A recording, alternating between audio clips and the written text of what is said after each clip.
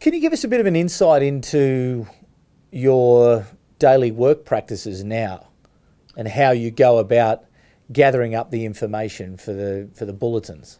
Well, what you do is that you get in at 5:30 in the morning, and often for that half hour between 5 and 5:30 you might have been listening to various news services to find out what might have been an issue overnight and what's happening. You might listen a bit to the BBC.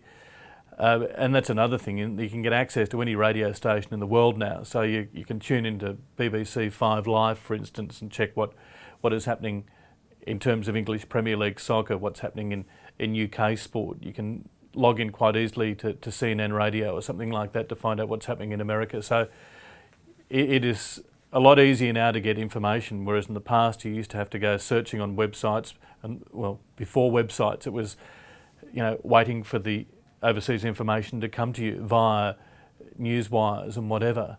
But now there is, and there are a number of sources that you get news from. So you get there at 5:30, you're pretty well across what's going to be the news of the day. I think by about 5:30, you've made a few phone calls at night in terms of local sport, and you're pretty well across what's going to be, news the following morning in terms of local issues. And often people ring you up or send you messages and say, listen, this is an issue. So, it's a two-way street. You get there at 5:30 and you get onto the web and you have a look at the various news sites. You might go to Yahoo 7, for instance, which is quite a good sports site, Yahoo 7 Sports. So you go to that one. You go to the ABC Grandstand site, ABC News. You go to the Telegraph website. You go to Sydney Morning Herald, the Australian Herald Sun. You just check on a few of those websites just to see whether or not they're running anything that is worth covering. And basically you just disseminate all the information, what you've already got. Some of the information is stuff that you already know. There's also the ABC site, so you have a look at the ABC news site that we have on computer. So there are many varied ways of doing it, and then you put it on to Fox Sports News or something like that to get some rolling information. You make some phone calls, not too early, but it's full on. You just basically got to take all the information in and disseminate it and make editorial judgments on the run. Because the key then is really, it sounds like you've got lots of information and the gun is loaded and there's lots of ammunition, but then there's lots of places to put it. There's lots of platforms that it's got to go on. Yeah, that's right. And Twitter, if I've got a story that I've been holding off overnight, I'll put on Twitter straight away in the morning. And Twitter's another thing. You have a tweet deck on your computer so that you can see rolling information from all of the news sources that you're following. So there's that information as well coming through. So yeah, it's totally different than it used to be, where you used to be waiting beside the teleprinter, waiting for information to come through before computers and before mobile phones, before Twitter, before the web.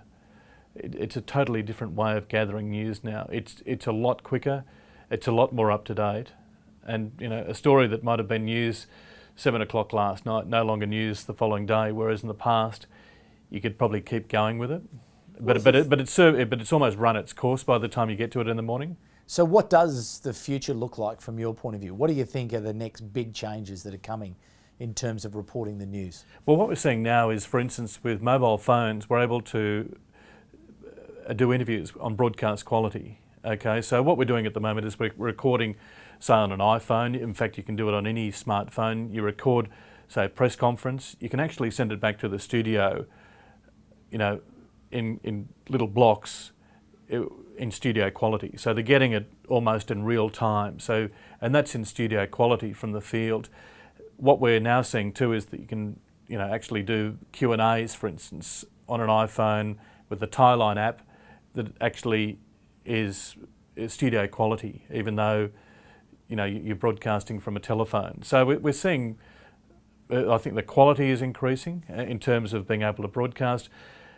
What we are also seeing is that, people are, like myself, I guess, are making better judgment decisions on what is news and what isn't news. Because when Twitter first came out and when Facebook first came out and when the web started rolling, you're really jumping at shadows a little bit.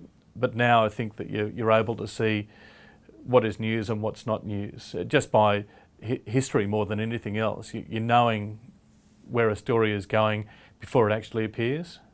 And you have to change, don't you? You have to move with the times to stay on top of it all. Yeah, as I said, you need to have the stories out there now. If you've got a big story, chances are these days that it's going to get broken on Twitter or something like that with, one line or something that alerts a lot of other people to it. So it's just so important to be on top of it and to know where it's going. And that's the hard part. You're almost looking at shadows, looking over your back to see whether or not somebody else has got it. Somebody else has got that story. The other thing is that you can't be rushed into putting it out as a story until you're absolutely right that it's, satisfied that it's right, because that's the other pressure, in that we're seeing a lot of misinformation from, reputable sources, because they're under pressure to put stuff out now so quickly because of social media. You sound excited about the future, though. This is yeah. The changes that are going on. You're very much a part of it and looking to go forward with it.